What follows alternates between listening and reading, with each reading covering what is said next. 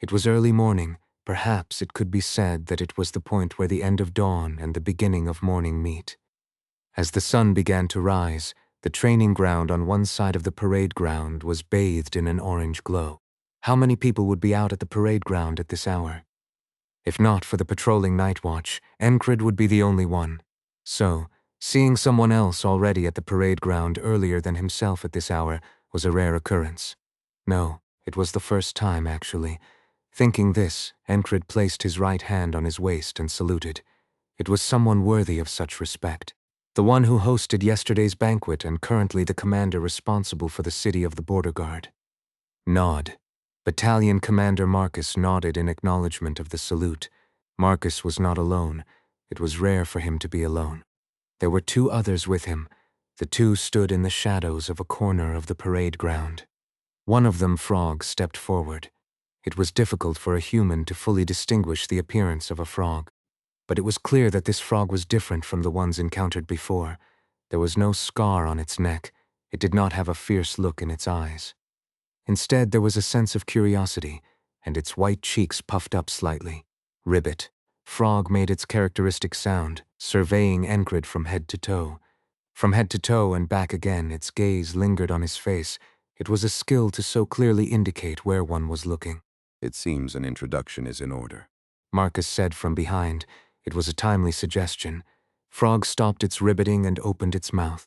I'm Frog. Well, that was obvious just from looking at its face. You could tell not just by its face, but even by its 3 fingers. Its appearance was distinctly of another species. Enough talk. The other person stepped forward, or rather, didn't just step forward. Enkrid saw an illusion in that moment, an illusion of his neck being cut. The illusion came first, then the reaction.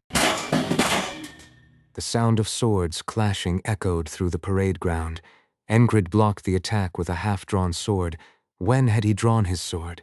If not for the instincts honed from countless brushes with death, would he have died or stopped? He wasn't sure about either. You blocked that?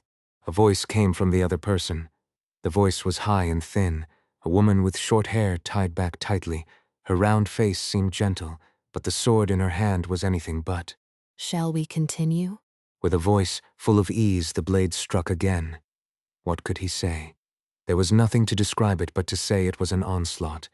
Enkrid saw the sword descending from above his head. He saw the blade aiming for his abdomen. He experienced his neck being slashed, his arm being severed. He even saw a sword piercing his thigh. It felt like standing naked in a storm, like being in a small boat facing a tidal wave. If I don't leave here right now, I'll die. The fear of death loomed over him. No matter how many times he repeated today, no matter if it offered a chance for growth in the end, it was impossible as a human to completely cut away and forget the fear. Enkrid was simply a madman who knew how to fight against that fear. If I retreat. In the midst of the storm of blades, Enkrid realized that if he retreated, he could escape this. It would end if he just stepped back. He wouldn't have to stand alone in this storm anymore. So, would he retreat? Dreams are there to be given up. Are you having a headache because you're a bit like that? Are you crazy? What? A knight? Some lowly mercenary? Sorry. It was my first real battle. Go back to the village, become a farmer, and if you don't like that, join the village militia. Then you could become the captain of the militia. With mocking laughter, the words of those who had spoken to him flashed through his mind. His heart pounded wildly. They told him to give up, saying it was meaningless. They also asked if the path he was on was the right one. In the storm of blades, Enkrid had died countless times, yet there was no blackout, and he didn't see the ferryman. He just died, and died again. He died countless times. The light faded. Instead of the dawn sunlight, the shadow of death loomed. Everything struck his body with pain and suffering. He already knew the answer. He just had to step back. One step back was enough. The storm of blades urged him to retreat, saying that this wasn't the ground for him to stand on. It said that if he just stepped back, he would be freed from all this pain and suffering. He knew and understood this. Even so, he couldn't retreat. He knew that stepping back here wouldn't affect his swordsmanship, his trained body, or his being in any way. Even so, he couldn't retreat, even knowing that everything would end by just stepping back. Even so, he couldn't retreat. The faded and torn dream asked, "Will you become a knight like this?" He wasn't shaken by the words of those he had met in life. There was no reason to be, but this was different. This couldn't be. The moment he decided to become a knight, Enkrid held the sharpest sword. It was his will, his conviction, which could also be called stubbornness. If his resolve crumbled, there would be no place left to stand. He couldn't take back the steps he had taken, whether they were half steps or crawling forward. Enkrid didn't even think about retreating. He just realized his own shortcomings, the coordination of his body, the sense of evasion. What if he had trained these? What if he had fully mastered them? What about the heart of the beast? Even the isolation technique and Valaf-style martial arts would have been helpful. What if he had thoroughly mastered the basics, trained, and could extend his sword straight and true like the mustached man? All of these could have been the foundation to navigate this situation. Enkrid couldn't retreat. Stop. The storm ended as suddenly as it had begun. The moment Frog intervened, it vanished as if washed away. Whew. Enkrid exhaled the breath he had been holding. His heart pounded so hard it felt like it might leap out of his chest. His legs trembled. He wanted to collapse, but he held firm. Instead, he looked at his opponent, a seemingly gentle woman with short hair. Enkrid focused on one burning question. He wanted to know what kind of trick she had just pulled. It's the first time I've seen someone like you endure this without knowing how to handle it. If you had held out a bit longer, you would have died. The woman who had unleashed the storm spoke from beside Frog. Who are you? Enkrid managed to ask, struggling to move his lips. Me, Asia? As she spoke, she stepped forward. The cloak she had draped over her shoulders fluttered as she wrapped it around her body. It was a cloak that fluttered and spread out. Its color was a crimson hue that cut through the orange morning light. A red cloak, accompanying Frog and being personally escorted by Marcus. Who was she? The Red Cape Knights. Enkrid murmured, and the woman nodded. Knight in training, Asia. She smiled brightly, a smile that matched her gentle appearance. That was the end of it. Standing there stiffly and watching was the best Enkrid could do. After that, his consciousness abruptly faded. Darkness enveloped him, and the ferryman appeared. Am I dead? No, it didn't feel like that. He wasn't dead. Then was this a dream? As he pondered inwardly, the ferryman spoke. It's a dream. It was still astonishing to hear him speak, despite having no eyes, nose, or mouth. I've been watching. At the ferryman's words, Enkrid felt another question arise. Weren't you watching before? At those words, it seemed as though the boat floating on the Black River tilted slightly. As suddenly as it had begun, the dream ended. In the interplay of darkness and light, only the ferryman's last words brushed past his ears. Seems like you skipped today's training. Why did that sound like teasing? It could be. There's no rule saying a ferryman can't tease someone, but the tone and words gave off a peculiar feeling. Enkrid ignored it. If something couldn't be understood through thought, ignoring it was the best option. But still, he thought he heard Jackson's voice before he fainted. As Frog watched Enkrid collapse, he reached out to catch him but stopped. Someone else had already caught him from behind. With auburn hair and calm eyes, You've gone too far with your jokes. he spoke in a quiet tone. Frog thought, turning his gaze aside. There, a rather rugged-looking individual glared at him fiercely. What are you trying to do so early in the morning? Gray hair and gray eyes, probably from the western frontier. Behind him there was also a man with a build as large as a bear. Haha, good morning, brothers and sisters. May I ask why you are treating my small and precious platoon leader this way? What is this, these guys? Frog suddenly found himself thinking that. Behind the three, there was also a blond man with red eyes holding a sword. He was clearly a northerner, with distinctive features. His hair was a mess, and there were traces of drool around his mouth. His stance holding the sword is quite impressive. Frog liked what he saw. He had come here at Marcus's request. Marcus wanted him to assess someone's potential. He wanted to know if this person had the qualities to become a knight. Frog had stopped by on his way back after the battle at the front. Frog's eyes were different from those of humans or even fairies. He could discern a kind of talent that couldn't be fulfilled through mere training.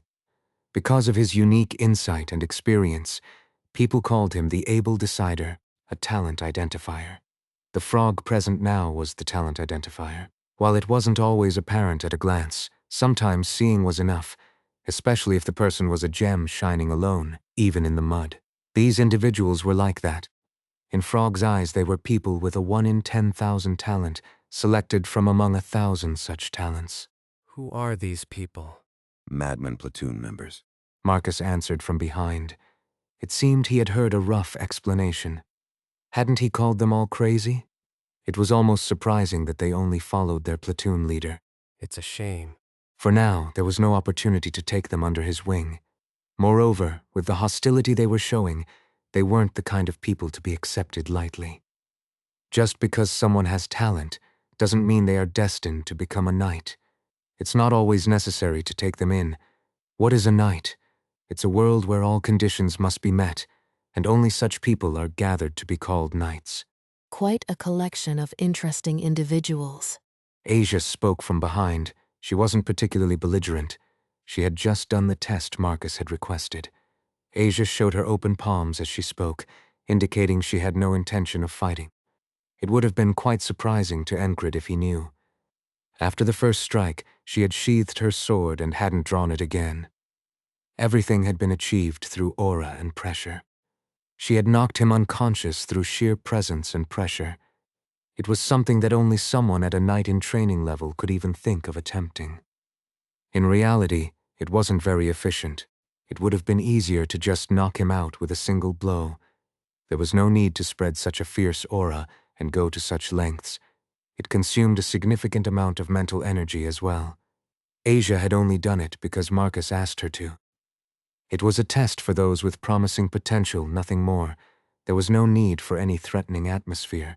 Most importantly, Marcus's words captured everyone's attention. What do you think? Can he become a knight? If there's potential, he can become a squire. That means he'll soon be assigned under a knight. A gift from Marcus. Indeed, it wasn't of low value. What was Enkrid's dream?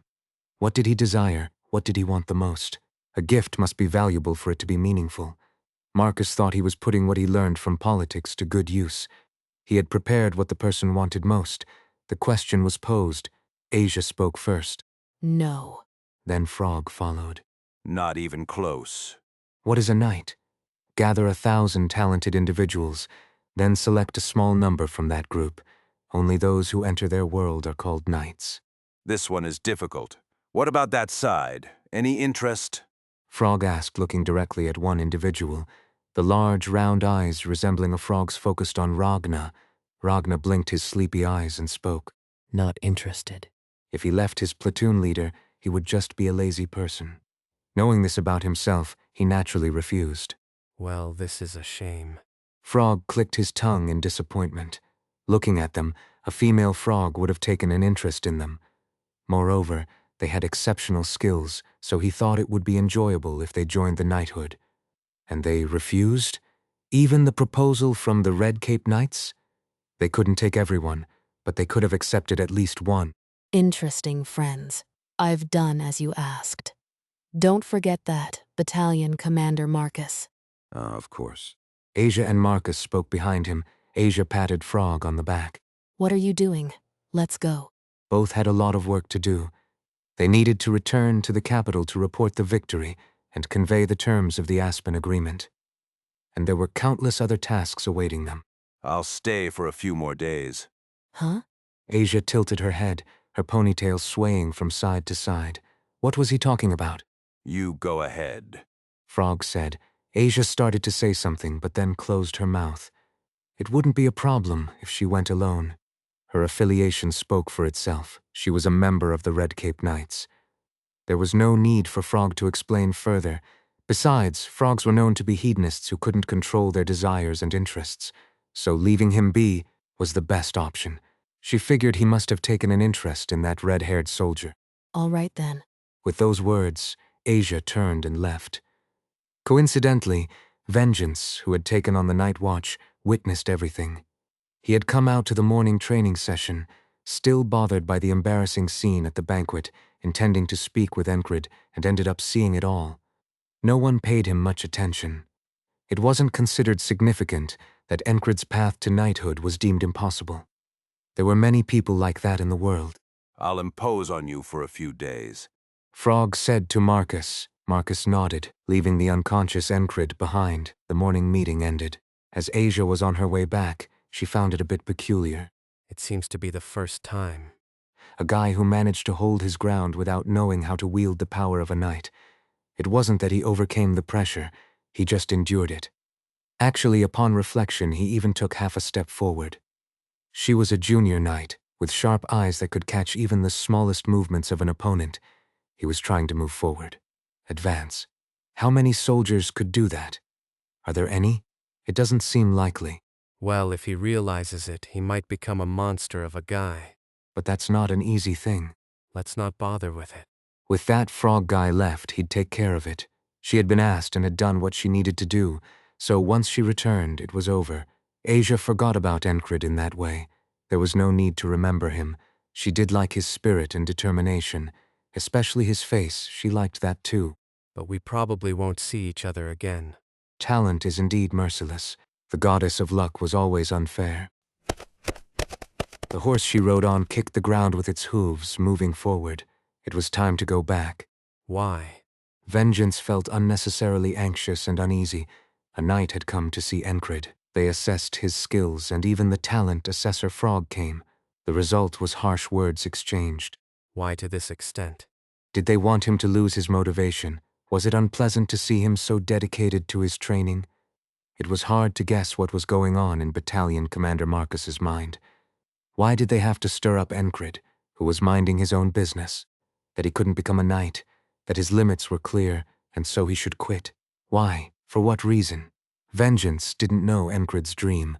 He didn't know about the conversation between Enkrid and Battalion Commander Marcus. So, of course, he had questions. Enkrid had never hidden his faded dream, but that didn't mean he went around shouting it into people's ears. That battalion commander guy, he's got a bad personality. Vengeance cursed Marcus for no reason as he headed towards Enkrid's quarters. It's me, Vengeance. Oh, the ugly platoon leader, what's up? As he knocked, Rem came out, turning the situation upside down. He should have ignored it. Talking to him would just provoke a confrontation. Then, the result? For Enkrid, it would just end with a knee to the thigh, but with Rem, it was hard to imagine. The conclusion was that he shouldn't provoke him. Where's Enki? Sleeping. Wasn't he supposed to be unconscious rather than sleeping? But this guy is so calm. I thought he'd go on about how he was going to chop off Marcus's head with an axe to break his platoon leader's spirit. Well, if he were going to get that excited and angry in the quarters, he would have already swung the axe by now. That's the kind of guy he is. As he entered, the guy named Ragnar was asleep again. Vengeance looked to see if he was really sleeping, and he was in a deep sleep. He wasn't snoring, but his chest was rising and falling with steady breaths. Jackson was off to the side, rolling some tobacco leaves. How diligent. He heard a woman named Finn had joined them, but she wasn't there. Chris was also absent. The only one present from the morning watch was Frog. It was almost noon, so they might have settled here permanently. Their calmness felt oddly unfamiliar. Shouldn't they comfort him when he wakes up? Or maybe not mention it at all? Were they planning to just gloss over the incident? As Vengeance coughed to clear his throat, Enkrid woke up at just the right moment. Enkrid opened his eyes and started to get up. Oh, you're awake. Vengeance was the first to respond, and then, They say you can't become a knight. Not even a tiny bit of potential, not even as much as a ghoul's brain. Rem spat out quickly. Brother, you're up. Have some of this. Auden, standing nearby, offered him some bread. Where he got it from, he didn't know, but it looked white and moist. He had heard that a good bakery had recently opened in the city, so maybe he bought it from there. But isn't this the wrong time for such talk? Ragnar continued sleeping. Jackson carefully packed the rolled tobacco leaves into a leather pouch. Okay. Enkrid responded calmly. He answered nonchalantly and took a bite of the bread before heading outside. Frog, watching silently, finally spoke. They said you can't become a knight. Are you all right with that? Enkrid turned his head back and nodded. He nodded his chin up and down. Yes, well. Not knowing his exact status, but if he came with a junior knight, he must at least be a member of the order. And if Frog was acting as a talent assessor, he likely held a rank equivalent to a noble. Enkrid thought and spoke. He showed no sign of being shocked. Vengeance, who had somehow ended up standing in the doorway, blinked as he looked at Enkrid. Revenge for last night's sparring. Enkrid asked. No, that's not it. The words "I'm worried about you" didn't come out easily. What, ugly platoon leader, are you here for revenge? Then go ahead and try. Rem teased, but Vengeance didn't take the bait. Hadn't he already tried? The bruise on his thigh hadn't even faded yet. Enkrid walked outside. Vengeance, watching him with a dazed look, turned around. Are you not going to comfort him or anything? Vengeance asked as he looked at Enkrid's back. Even if not comfort, what about some concern? What if he decides to give up on the sword? What if he decides to quit? What if he gives up? What if he gets discouraged just because they stirred him up about not having any talent? Vengeance knew this situation was ridiculous. Who was he to be getting involved in this? What did it matter if Enkrid quit or not? He was just bothered by the situation he happened to witness. No one had told him to intervene, and it wasn't something he had calculated. It just felt that way in his heart. He couldn't just stand by and do nothing. Rem chuckled at Vengeance's words. That laugh, it was like usual. It wasn't a fake laugh. Who are you trying to comfort? The platoon leader? Rem and Haha, brother, you don't really know our platoon leader, do you? Audin, The platoon leader is just the platoon leader. even Jackson added. Ha, the platoon leader. Ragna, who had just woken up, asked nonchalantly. Vengeance reflexively pointed outside with his finger. He went out. Training? How should I know? Ragna didn't wait for an answer, cracking his neck left and right before grabbing his sword and moving out. Vengeance stepped aside again. Ragna left without a word. What was this? He felt subtly ignored. The platoon leader will be fine. Rem continued. Frog responded to that. How can you be so sure? Experience. After a brief exchange, Frog got up from his seat. Experience, meaning you know when you've gone through it. So, he figured he'd just go outside and see for himself, to see how Enkrid was actually handling it. Ragna went out, and Frog followed shortly after. Vengeance felt conflicted. Does he really not care about hearing such things? What was our platoon leader's skill level before? Does his current level make sense? What do you think, ugly platoon leader? Rem's voice continued. He was lounging on his bed, seemingly about to poke at Esther for no reason. Esther revealed her claws, swiping at Rem, who quickly pulled his hand back to avoid it. Esther's blue eyes looked at Rem. He smiled, just showing up palms as if to say he'd stop fooling around. Watching this, Vengeance responded with whatever came to mind and turned away. Must be nice to be good-looking, you bastard. It was something like that. Why does he keep nagging about me being ugly? Seeing Rem made him feel a bit indignant. How could someone be so skilled and also look like that? There's one good thing. He has quite an unusual personality, doesn't he? There's a reason they call him the Mad Platoon Leader. Personality-wise, I'm definitely better. The world just doesn't know it. As Vengeance turned and headed back to his quarters, many thoughts ran through his mind, especially the last words Rem said stuck in his ears. What was our platoon leader's skill level before? Does his current level make sense? What do you think, ugly platoon leader? Step by step. It doesn't make sense. No matter how he thinks about it, it doesn't make sense. Especially the rate of improvement. What was Enkrid like originally? He was a pitiful fool who thrashed around in place, even after swinging his sword every day. If it were me, I would have retired long ago. Some soldiers watching would say things like that. Vengeance remembered hearing such remarks. There were quite a few who openly criticized Enkrid back then. How did that idiot become a squad leader? It's insane. It's like he's a lucky break. Some even said things that made his disgust surge. At that time, Vengeance didn't like Enkrid either. Is it really insane for someone who doesn't have the guts to swing a sword every day to criticize others for no reason? Crazy bastard. What did he do to that guy? Yeah, he completely wrecked him. It was just because he didn't like it, not him, not what he said, and not even Enkrid, with his stubbornness in swinging his sword every day. There were many who cursed Enkrid back then. One of them happened to be in front of him now. Hey, you. The soldier approached at the call. Yes, platoon leader. Do you think Enkrid's current skill level makes sense? What? I mean his skills. Well, they've improved. Now the soldier who once cursed Enkrid had mixed feelings in his eyes, admiration and passion. Why do you think he's improved? What? What is this idiot thinking? Vengeance read that sentiment in the soldier's expression and shook his head. Never mind. Vengeance dismissed him and thought, There was really only one reason, that daily persistence. What made that persistence possible? He doesn't know how to give up. He doesn't know despair or hopelessness. The reason he couldn't hate Enkrid despite disliking him. It was the same, both for the reasons he disliked and liked him. He doesn't turn away, he doesn't retreat.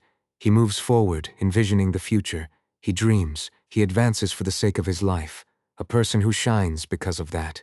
A person who attracts light because of that. Damn it! Vengeance suddenly felt the urge to swing his sword. Next time they sparred, he wanted to last a bit longer. He wanted to make that his goal. So Vengeance set aside his worries and swung his sword. It was time for training. He joined in the whirlwind of training sweeping through the unit.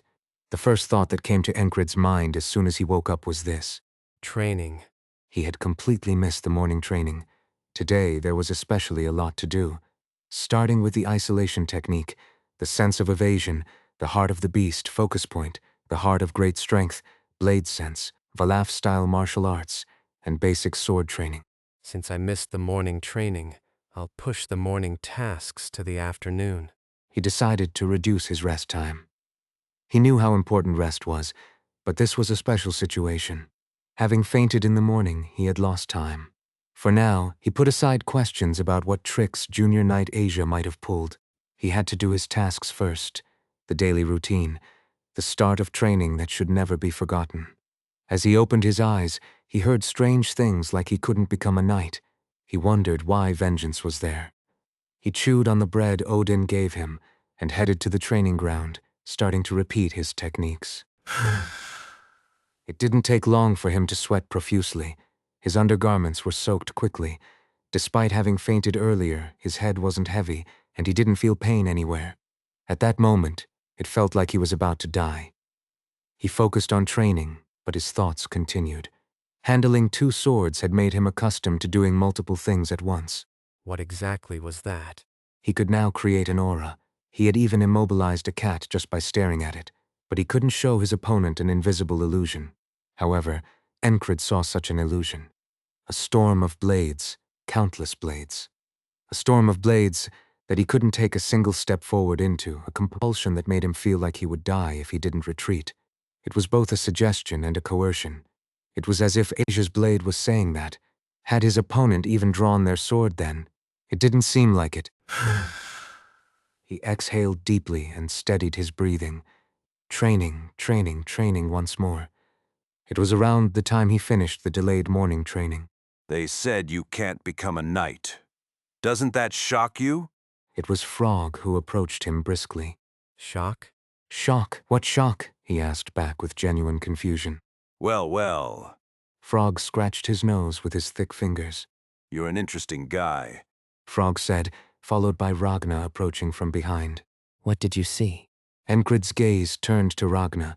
Ragna walked over and raised his sword, holding it vertically in front of his face. The blade covered half of his face, reflecting a hazy image of his features. It was still too early to call it evening, with the sunlight gently illuminating the surroundings. In the midst of the slowly setting sun, there stood Ragna. As Enkrid stopped swinging his sword to look at him, Ragna spoke again. What makes a knight different? Ragna's words didn't sound like a question. Enkrid took a listening stance. Whether Frog was listening or not, he didn't care. What had the knight shown? What Ragna was saying was something Enkrid wanted to know. He had intended to ask after training, but Ragna spoke first. It was time to listen. What do you think, brother?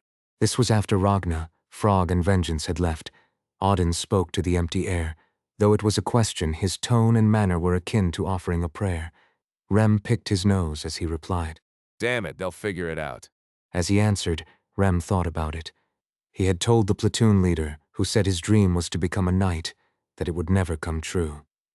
He told Vengeance there was no need to worry, and he believed that. But there was still a lingering sense of unease. How would he feel if someone said something like that to him? I wouldn't know. It had never happened. When he was in the West, there were few who could compare to his talent. He was always the best among them, so it was a meaningless speculation. He'll do fine. What good does worrying do? What good does being uneasy do? Instead of worry and unease, Rem decided to think about how to train the heart of the beast. We'll grind him when he comes back. With a renewed determination, he let go of his worries. That made him feel at ease. Scrape, scrape. Jackson absent-mindedly moved a dagger along the grain of the wood. It was carving. He was shaping something that jutted out sharply. As he worked with his hands, Jackson reflected on Auden's question. You'll never be a knight.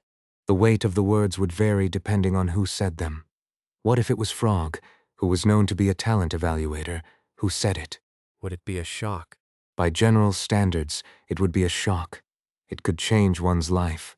What if someone told him that what he wanted now, what he had worked so hard for, was something he could never achieve? I'd probably slit the throat of the person who said it.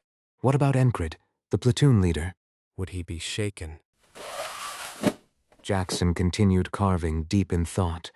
What if the platoon leader came back and said he was leaving? It might be a relief. Then he could just go his own way. Scrape, Jackson steadied himself through carving. It would be a relief, but perhaps a bit disappointing. Could he really become a knight? He was curious to see the outcome. There was a slight curiosity about what the result of his efforts would be. Lick. Esther licked her front paw and groomed her fur, imagining someone telling her she couldn't cast a spell tomorrow. I'd probably set the mouth of the person who set it on fire. In her younger days, she would have done so without hesitation. She lived through days where she occasionally heard people call her a witch. Worry? Unease? She would recite another spell in that time. It was a trivial concern. Even if Enkrid left everything and walked away, it wouldn't matter much to Esther. What she needed was the power to break the curse that emanated from Enkrid, not his sword or combat skills. She didn't care about his dreams. However, it would be a bit of a shame. She had never seen someone live with such fervor before, so there was a slight regret. Not that she intended to influence his decision. She had no intention of appearing in his dreams to persuade him or using her gathered magic to do anything. Still tonight, I think I'll manifest in his dream. She thought about singing the lullaby she had heard when she was very young. Its melody was soothing to the heart. The platoon member with a bear-like build, Auden, thought that there was a high probability of change happening to the platoon leader. Is this indeed a necessary event, Lord? Perhaps it would be better if he swung his sword without knowing anything. Even those aspiring to be paladins faced similar trials, and Auden had witnessed it. When one begins to understand something, when they can feel their own change, that is when the most frightening trial begins. What does a person feel when they see talents surpassing them? How would it feel to awaken to being called a late-blooming genius? Some, filled with envy and jealousy, have left the Lord's side. Lord, you said you give trials to those who need them. Then this must be a necessary trial, right? It must be. It was a prayer he recited silently. A subtle silence hung in the quarters. There was no visible anxiety. It might have been better if someone like Vengeance had come in and said something. Then they could at least argue that he doesn't know the platoon leader. Ragna probably followed out of concern. The spring sunlight streamed through the square window, and as time passed, the light dimmed. Amidst the dimming sunlight, they could see dust floating in the air.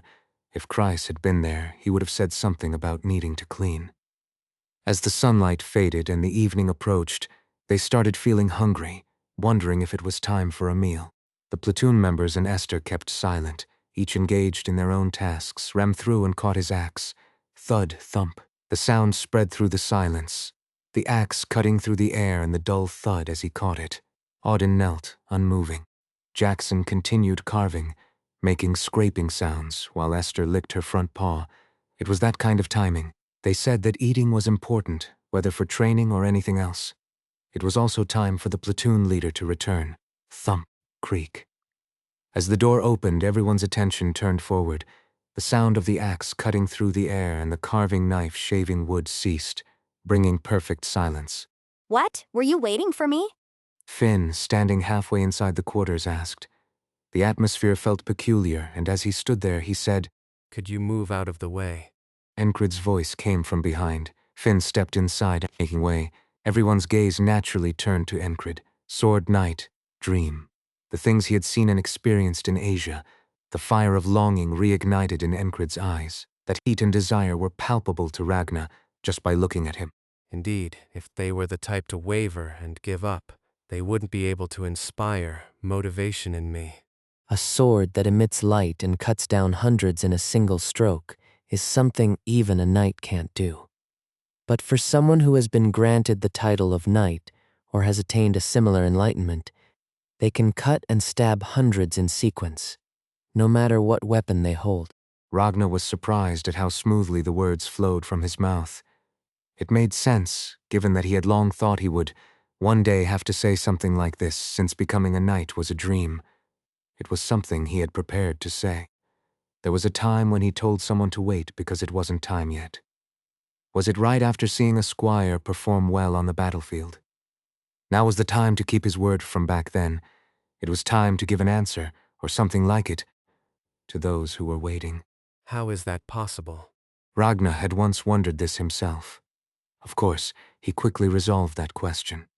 It was something that needed no hesitation, a predetermined path. One just needed to walk it to reach the destination.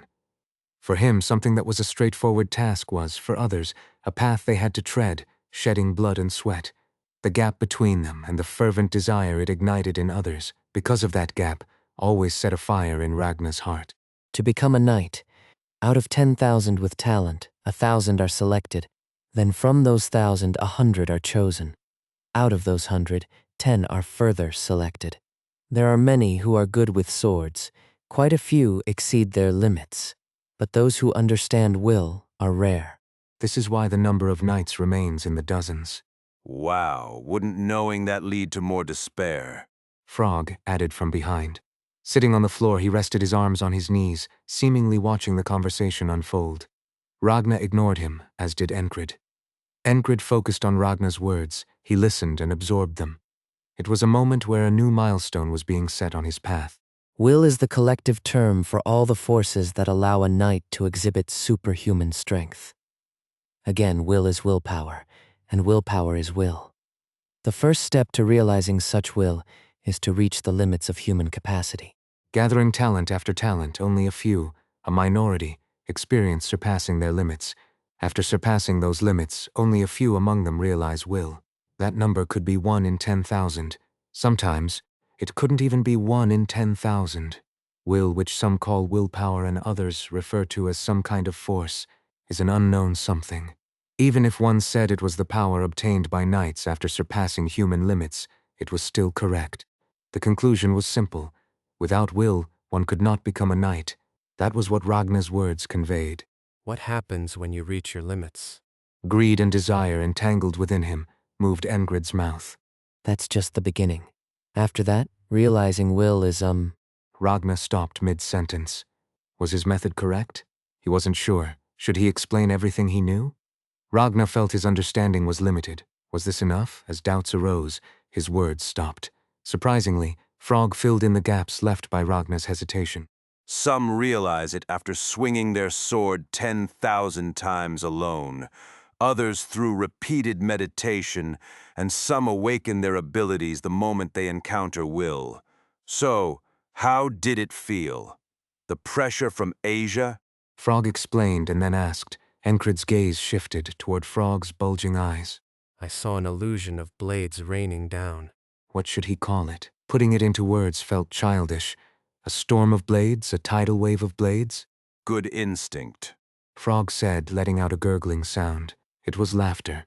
No matter what you call it, my opinion is firm. You won't make it.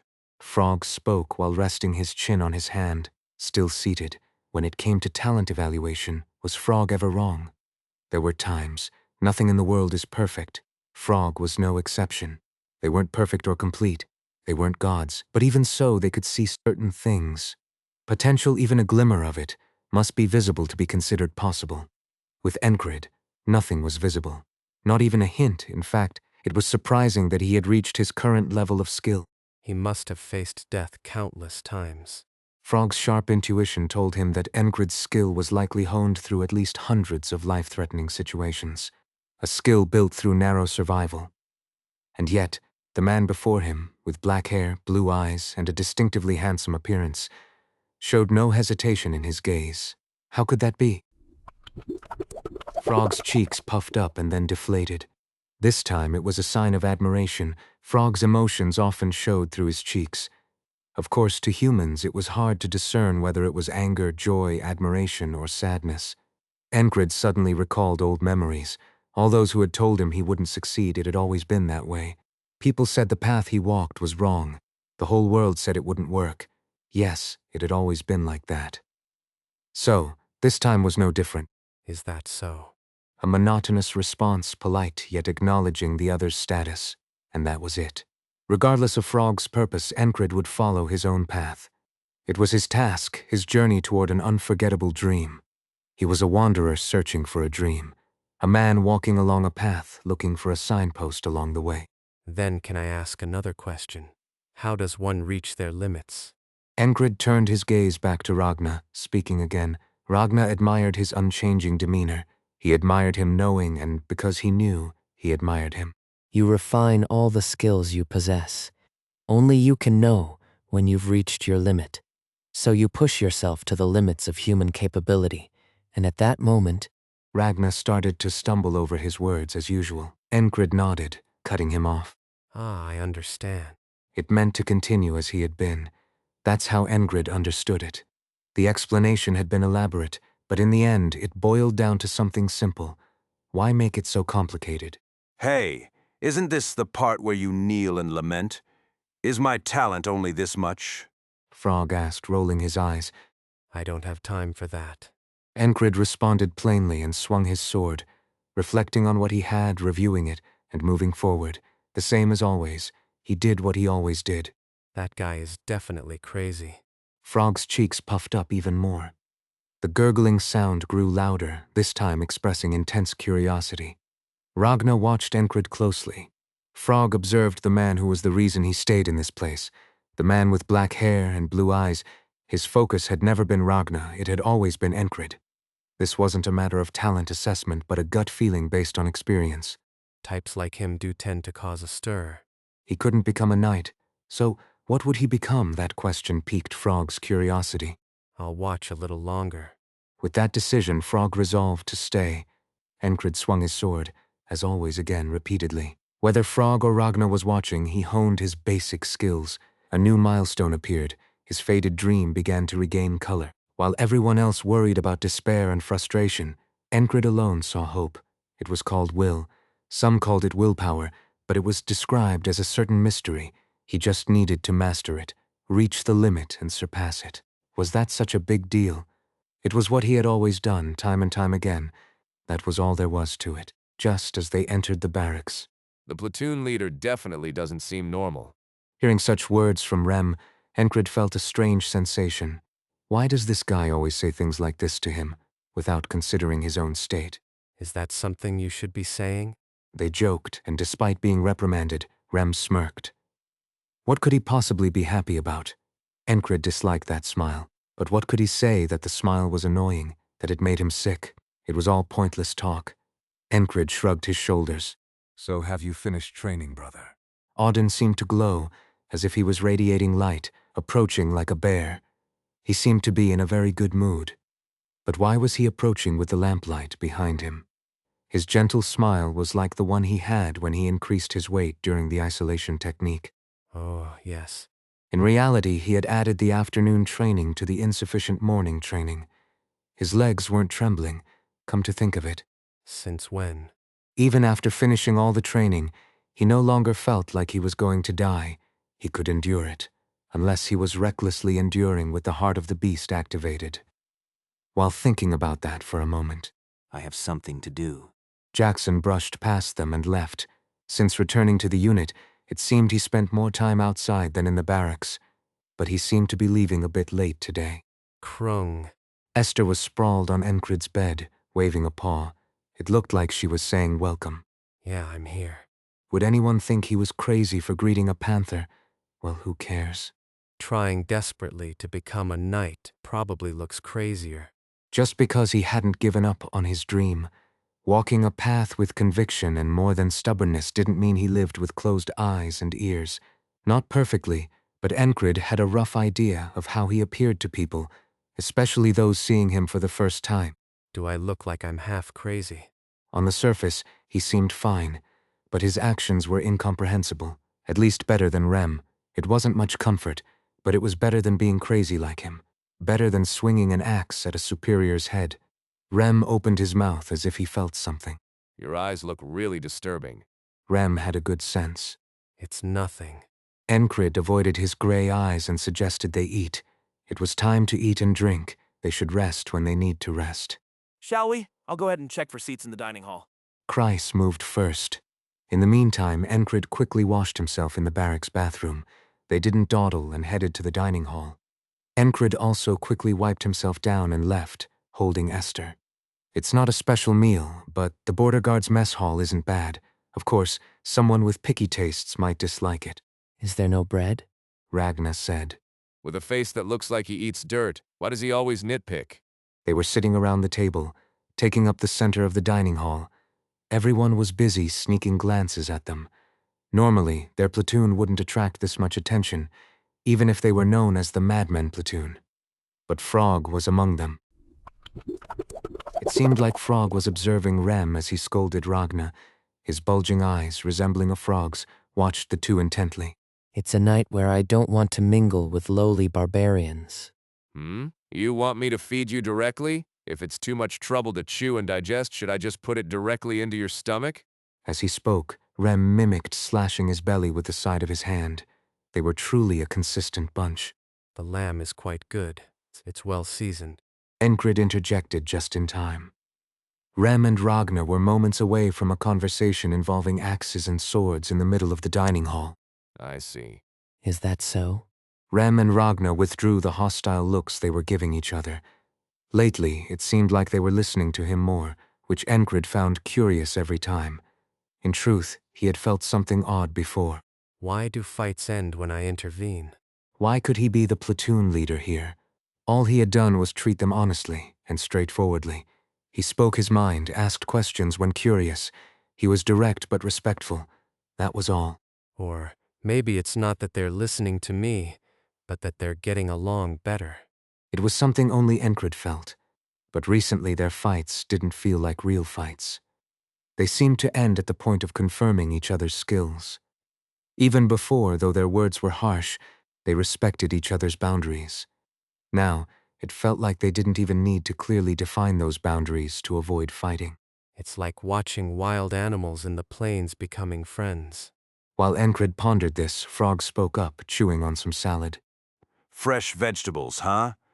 This city must be quite prosperous. It's more about trade than farming, so we do get fresh vegetables. Kreis responded. Frog nodded and then spoke again. There seems to be a spare spot in the barracks, so I think I'll stay for a few days.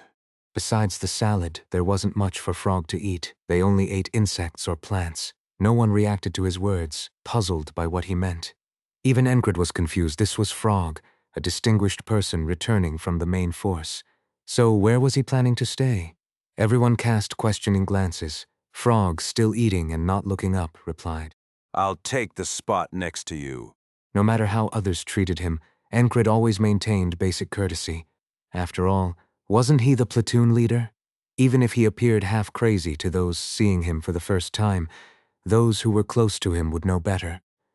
They knew he was probably the only sane person in this madman platoon. That's why formal language came naturally to him. Enkrid assumed that the frog-like person in front of him would soon be leaving. Frog wasn't originally part of their group. He thought Frog had stayed to tell him he couldn't become a knight, which seemed an unnecessary use of time. A day had already passed, so Frog should have left by now. It was strange for him to remain alone when the junior knight, who was part of their group, had already left. Of course, everyone had their suspicions. Ragna guessed that the frog was interested in him, so no one asked about his staying. Rem and the other platoon members weren't particularly interested. If Frog wanted to stay, they just thought, so be it. Really? With no need to hide his thoughts, Enkrid asked directly. An odd silence settled over the dining hall. Only the chatter from other tables, discussing gambling, the battlefield, women, and the like, filled the air. Enkrid let these noises wash over him as he focused on Frog. Frog shrugged and didn't say anything further. Enkrid stared at him for a while and then let it go. To be precise, he decided to leave it be, although it was just a feeling. Frog didn't seem hostile. Besides, having Frog around could be helpful rather than harmful. While it was strange for him to want to stay in the barracks, there was no reason to stop him. Me too. I want to stay in the barracks now. Finn also raised her hand and spoke. Her mouth was smeared with lamb seasoning.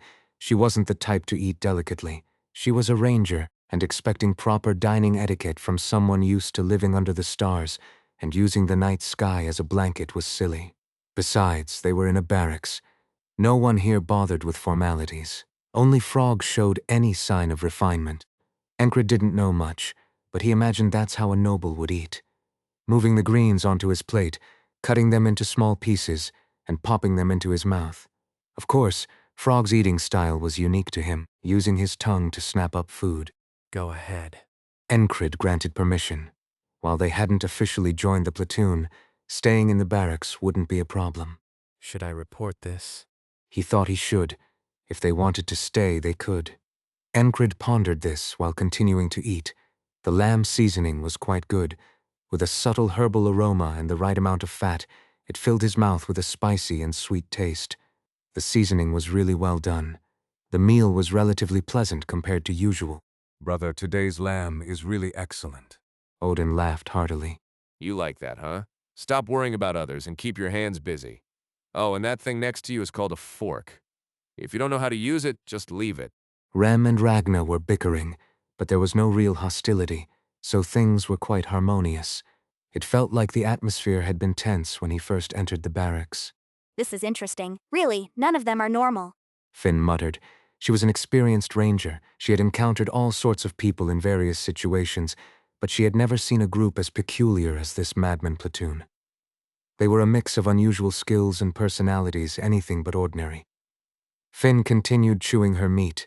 The lamb today, well marinated, was exceptional. But what about Andrew and Mac? Chryse asked, chewing on his lamb. Quick to notice, Enkrid responded, recalling the sparring session he had with Andrew the previous night. He said he's discharging. What? Originally, Andrew was the legitimate heir of the Gardner family. He had a duty to restore his family. Just before leaving, what had he said? I learned how not to give moving forward. So watching you, so I will do the same. We'll meet again under the name of Gardner. His tone was confident, his eyes showed eagerness, his demeanor was full of certainty. Enkrid had agreed. That night, Andrew and Mac left the unit. It was Enkrid's responsibility to report it. The ferry company commander took it lightly. If you're sad about the reduced numbers, I'll fill the ranks for you, platoon leader. When she made that offer, Enkrid shook his head. The title of independent platoon sounded good, but accepting just anyone would be unsustainable. Only someone like Andrew would make a difference. I've heard that the previous squad leaders also didn't last long.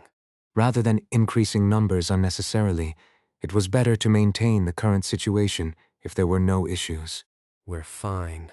He politely declined, and the ferry company commander joked about joining herself. Enkrid had politely refused and left the room. Pushing aside the memories of last night, Enkrid continued.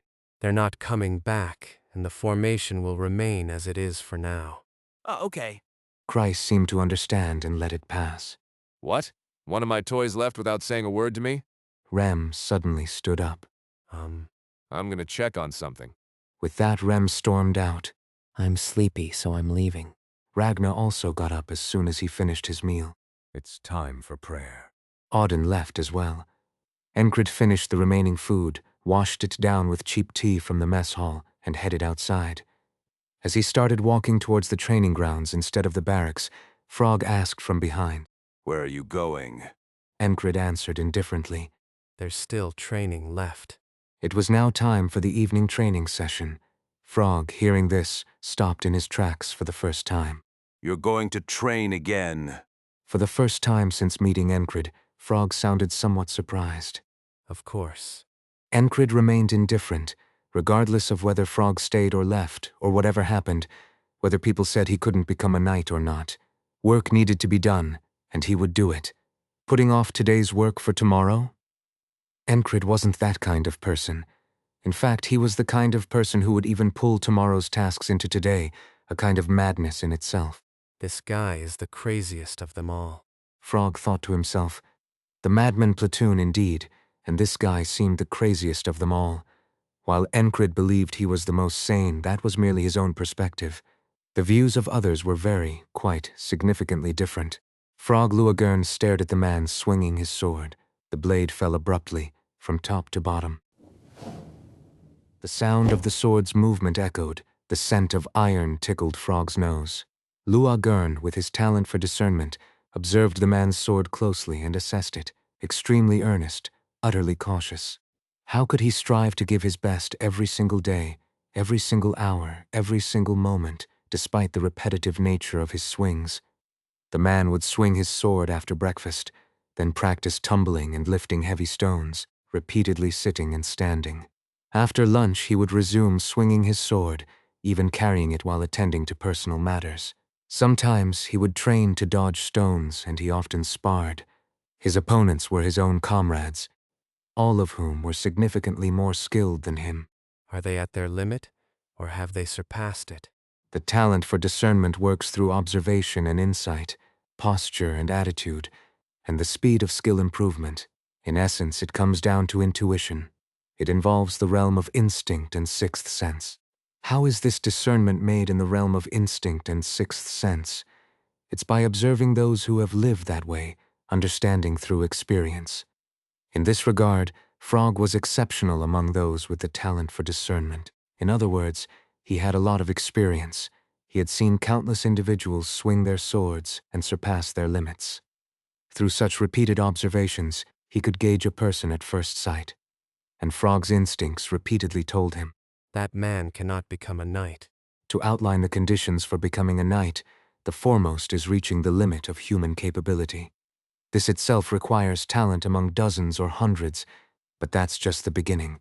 Next is to surpass that limit. This is a talent that might emerge among thousands.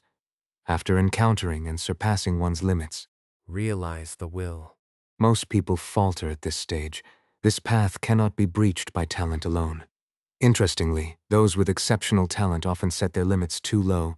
It makes one doubt whether best effort truly means the best. In short, few strive diligently. Thus Frog considers two things when discerning talent. First, whether one has the talent for physical skills, whether swinging a sword or fighting with fists. Second, whether one has the will to advance. The will to advance means having the strength to push through a tedious and arduous path without arrogance, even when believing in one's talent. The second talent cannot be discerned merely by intuition. It requires time and close observation. However, if the first talent is absent, there is no need to assess the second. Why is that? Luagern observed the man who tirelessly practiced his swordsmanship from morning to evening, enduring sparring and rigorous training. Of course, his appearance played a part as well. Frog's sense of aesthetics was unique, indifferent to conventional notions of human beauty. In this regard, Enkrid and the surrounding platoon members all passed the test. Indeed. They certainly did. Enkrid, with his black hair, blue eyes, and upright demeanor, was a man with an impressive presence, as Luagern would describe him. What about the friend named Rem? In terms of talent, Rem and the others all passed in areas excluding will. Will is partly a matter of luck. It's an uncontrollable factor since Frog's vision sees potential, not the future. Regardless of talent, they were pleasing to look at. Rem, with his gray hair and unpredictable, unruly personality, was like a blade without a handle. That's how Luagern would describe Rem to other frogs. He possessed a dangerous charm. Jackson was similar but slightly different, with his reddish-brown hair and dull eyes. He reminds me of a flower that shouldn't be touched, a flower filled with poison. He evoked the image of a beautiful yet intoxicating flower, the kind that poisons upon contact, a flower known as a poison flower. And what about Auden? Setting skills aside, one would call her sister. His keen eye perceived a delicateness in him, despite his size and appearance. A delicate bear, that's how he appeared. Luagern's identity as a female frog seemed to be a common understanding among the platoon members. This large platoon member noticed it immediately. Everyone seemed unusually perceptive. Blonde hair and red eyes are also nice. Ragnar, hailing from the north, was like a lazy afternoon sunlight. Though occasionally fiery, he was mostly calm. In terms of talent, Luagern thought Ragnar was the best among them, but talent and skill do not necessarily correlate. She knew this from experience. How had such individuals all gathered here? Some seem to have tasted the edge of will. Tasting the edge doesn't mean understanding it. The path to knighthood is arduous, steep, and challenging. Many remain stagnant at that threshold. Luagarna's gaze lingered on Enkrid. Her eyes followed his every movement. Even as she pondered all these things, the most intriguing remained the man before her. Enkrid moved, swallowing his breath. As he swung, sweat scattered in the air. It was a horizontal slash of the mid-level sword technique, also known as a spinning slash. It was a sword move that maintained the body's centerline, using the left foot as a pivot to strike with full force. Where did he learn this? He had clearly learned it properly. His fundamentals were solid. Moreover, he doesn't know how to give up. It had only been a few days, but there was no change. He was consistent. Geniuses often showed incredible growth in just a few days. In that regard, it was puzzling how Enkrid had developed such skills. It's hard to keep trying if you can't see your own growth. It would be a lie not to be impressed. For frogs, indulging in desires was akin to the purpose of life. She was true to her desires. Each frog indulges in different types of desires. Some invest everything in spiritual love. Another frog stakes their heart on achieving accomplishments through training. Luagarne was vulnerable to the unknown. Despite being a frog who had lived a long time, she now faced an unknown she had never seen before. Aren't you bored just watching? The unknown asked. Luagar chuckled, her cheeks puffed up. Are you saying you want to see my weapon? I think it's closer to wanting to face it rather than just seeing it. A man who doesn't know how to give up, challenging his limits. There were many such people. Luagarn had seen countless humans, but what a truly fascinating guy. This was the first time she saw someone progressing without wavering. There was no sign of hesitation or despair. He completely disregarded such things, accepting what he had and focusing on what he could do. How many people can say and do that? I think he's the only one. His determination to advance shone brighter than any talent he possessed, so bright it was almost blinding. If the coin tossed by the goddess of luck lands on its edge instead of heads or tails. The coin tossed by the goddess of luck has two sides, but it could theoretically land on its edge with an absurdly low probability. Luck is always improbable like that. If that were to happen. If the man before her were to grasp will, it was thrilling. The fulfillment from this unknown made Luagarne's heart race. Luagarne stood up. Shall we play? It was only natural that she was intrigued. Others might think she stayed because of Ragna. I've seen many like that. Ragna wasn't the unknown to her. Only the man in front of her was the unknown, enough to engrave the name Enkrid in her mind. It's been a long time. Frog Luagarn felt a desire for spiritual love for the first time in a long while. Becoming a knight. This goal had now taken shape in his mind. A milestone had been set, facing one's limits. This was something he had done countless times before. People do not know their own limits, so what should they do? Ragna had shown him the way. The answer was in the question. Just keep walking. Even if crawling, you must move forward. In other words, keep doing what you've been doing. Face your limits, break through them, and advance. After surpassing those limits, one must awaken the unknown power called will. This was a simple and clear fact. Enkrid knew his own talents well. He always acknowledged, accepted, and embraced them. He simply did not despair after acknowledging, accepting, and embracing them. A whip, huh? Enkrid muttered as he lay on the ground, looking up at the sky. There was a common stereotype that frogs usually used bladed weapons. It was just a preconception. The frog before him used a whip.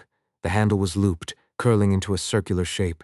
The whip was about half a spear's length. It twisted like a snake, wrapped around his ankle, and pulled. He slashed, struck, dodged. After 10 exchanges, he fell backward as his plan failed. Why didn't it work? It was something to ponder. The answer would give him the strength to move forward again. You're quite an interesting human. The frog spoke. Your name?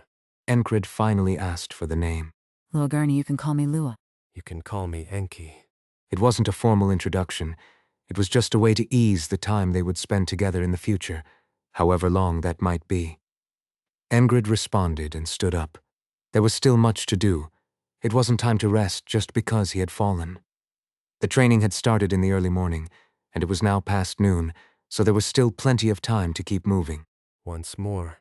Enkrid asked as he stood, and Luagern chuckled. Sure. They grabbed their weapons again, sparred and faced off. They searched for new paths, contemplated what will was, and thought about how to reach their limits. That was the task at hand. Enkrid continued to wield his sword and train. He occasionally watched Finn and Auden spar. It was a contest between the Ael Karaz style and Valaf style martial arts. It was less exciting than expected, but there were still lessons to be learned. Jackson still frequently disappeared. Kreis pored over some map he had acquired, deep in thought. As a month passed after the battle, the weather started to warm up. Even standing still, sweat began to form. With this great victory in battle, the kingdom's territory has expanded, in honor of this victory. A festival-like celebration was held. It was different from previous parties. Food and drink were distributed throughout the city. Even then, Enkrid was swinging his sword. You're a really boring human. Frogs loved festivals, after all. Enjoying life was their purpose. Luagern watched Enkrid practicing with his sword even during the festivities, despite the fact that daily sword practice couldn't possibly be more entertaining than a festival. Why does watching this have its charm? It was a mystery, an unknown, and that made it enjoyable. Time passed. There was a declaration of surrender from Aspen. 3 months passed. Now sweat would run down even while standing still. This summer seems a bit longer than usual, Rem muttered. Enkrid ignored the comment and continued swinging his sword. 3 months had passed and Frog Luagern was still around. Finn hadn't left either. Originally a scout, she seemed overdue to join a new platoon. There hasn't been any word yet. Had the battalion commander forgotten about her, or did he think she belonged here? It didn't matter. She just kept practicing day after day. 3 months passed like that. Rem. In the 3 months, Frog had somewhat opened up to the platoon members. What? How did you teach him that? Frog stuck out her long tongue. You would have been even more surprised if you had seen him before. Rem replied with a laugh. Indeed, Frog was also astonished by Enkrid's lack of improvement. Despite swinging his sword and training every day, Enkrid seemed stagnant. At least, that's how it appeared to her, so she couldn't help but be even more impressed. Effort itself was a talent. To keep trying, one had to see progress in their swordsmanship and physical training. What is he really thinking? Frog was simply curious about what was going on in Enkrid's mind. For 3 whole months, Enkrid had been in a state of stagnation. At least that's how it appeared to her. However, Enkrid thought otherwise.